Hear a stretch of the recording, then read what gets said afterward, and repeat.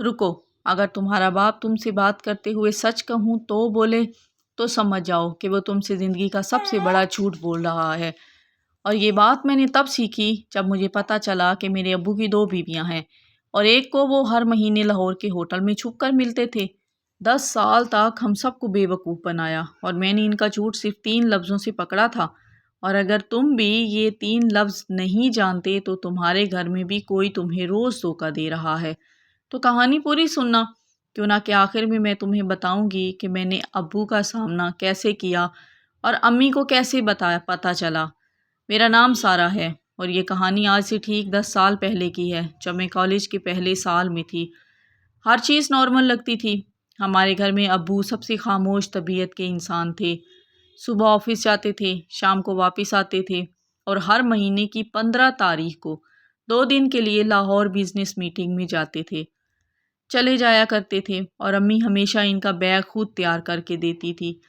मैंने कभी शक नहीं किया था, क्यों ना कि अब्बू ने हमेशा कहा था कि बड़ी कंपनी का काम ऐसे ही होता है। और एक दिन मैंने यूं ही मजाक में अब्बू को फ़ोन करके पूछ लिया कि अब्बू आप लाहौर में रुकते कहाँ पर हो, क्यों ना कि कल मेरी सहेली भी जा रही है तो उसे होटल बता दूं। फ़ोन की दूसरी तरफ 2 सेकंड की खामोशी छा गई और फिर अब्बू की आवाज़ आई जो तुम्हारी काँप रही थी, और उन्होंने कहा बेटा वो सच कहूँ तो मैं हमेशा ग्रैंड होटल में रुकता हूँ। यार उस दिन मुझे पहली बार लफ्ज़ सच कहूँ तो कुछ अजीब सा लगा था। क्यों ना कि सच बोलने के लिए कोई तहमीद बांधने की ज़रूरत क्यों पड़ेगी भला। लेकिन मैंने बात दिल से निकाली और अपनी सहेली को होटल का नाम मैसेज कर दिया। 6 महीने गुजर गए और एक दिन अम्मी ने कहा कि सारा अब्बू की अलमारी साफ़ कर दो। सर्दियों के कपड़े निकाले तो मैंने अलमारी खोली और पुराने कोट की जेब से एक छोटी सी नीले रंग की डायरी गिर गई। मैंने डायरी उठाई तो वो लॉक लगी हुई थी, लेकिन उसका लॉक टूटा हुआ था और तजस्सुस में मैंने आखिरी वाला सफ़ा खोला जिस पर सिर्फ एक लाइन लिखी थी। लिखाई अब्बू की थी। इस लाइन में लिखा था, आज फातिमा से मिला, उसने कहा कि सब छोड़ दो, लेकिन मैं नहीं छोड़ सकता। और ये नाम पढ़कर मेरे हाथ से डायरी गिर गई। क्यों ना कि मेरी अम्मी का नाम तो शाजिया है और हमारे ख़ानदान में दूर दूर तक कोई फातिमा नहीं है। उस रात मैं सो नहीं सकी और सारी रात छत को घूरती रही और सोचती रही कि अगर अब्बू की ज़िंदगी में कोई और फातिमा है तो हम कौन हैं और अम्मी को पता है या नहीं।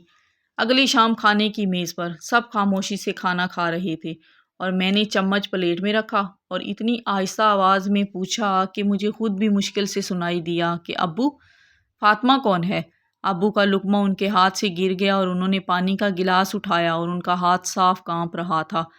आधा पानी मेज़ पर गिर गया और अम्मी ने चौंक कर अब्बू को देखा और अब्बू ने मेरी तरफ देखे बगैर कहा, कौन फातिमा। दरअसल बात यह है कि मेरे ऑफिस की बात बहुत पुरानी कोलीग थी। 10 साल पहले की बात है कि उस वक्त मेरे दिमाग में घंटी बजी। क्यों ना कि दरअसल बात यह है कि ये वो दूसरा जुमला था जो लोग तब बोलते हैं जब वो झूठ के लिए कहानी बना रहे होते हैं। और अब्बू की आंखें भी इधर उधर भाग रही थी।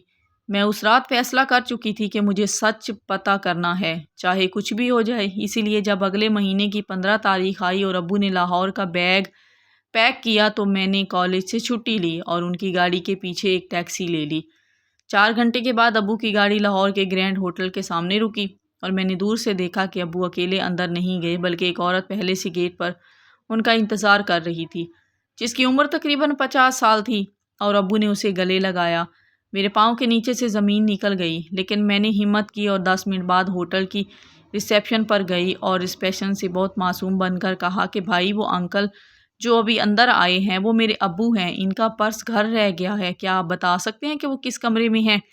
रिसेप्शन वाले लड़के ने कंप्यूटर पर देखा और मुस्कुराकर बोला, जी जी, वो तो हमारे रेगुलर गेस्ट हैं, मिस्टर और मिसिस फातिमा, हर महीने कमरा नंबर 402 में रहते हैं और अभी ऊपर ही गए हैं। और एक जुमले ने मेरी पूरी दुनिया तबाह कर दी थी। क्यों ना कि मिसिस फातिमा का मतलब था कि वो औरत सिर्फ कोलीग नहीं थी, बल्कि अब्बू ने उसे अपनी बीवी बनाकर रखा था और 10 साल से अम्मी और मुझे धोखा दे रहे थे। मैं वहाँ 1 मिनट नहीं रुकी और वापस टैक्सी लेकर घर आ गई और सारा रास्ता बस रोती रही और घर आकर सीधा अम्मी के कमरे में गई और उनके हाथ में वो डायरी रख दी। अम्मी ने डायरी खोली, फातिमा का नाम पढ़ा, फिर मुझे देखा और उनकी आंखों से आंसू नहीं बल्कि एक अजीब सा सन्नाटा गिरा और वो बस इतना बोली कि तूने देख लिया उसे।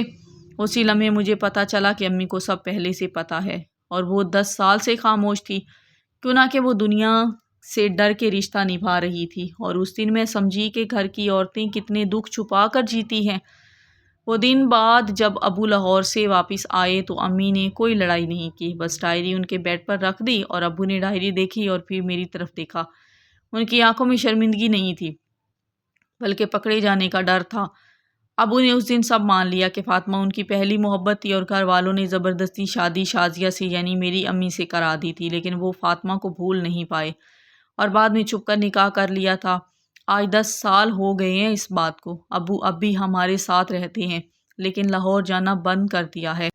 امی اب بھی کھانا بناتی ہیں، لیکن اب ان کی آنکھوں میں وہ محبت نہیں ہے، اور میں اب بھی ہر انسان سے ڈرتی ہوں جو بات کرتے ہوئے سچ کہوں تو کہتا ہے، کیوں نہ کہ میں نے سیکھ لیا ہے کہ سچ بولنے والا کبھی تحمید نہیں باندھتا، وہ بس سچ بول دیتا ہے، اور جھوٹ ہمیشہ دراصل یار وہ یہ سچ کہوں تو جیسے لفظوں کے پیچھے چھپتا ہے۔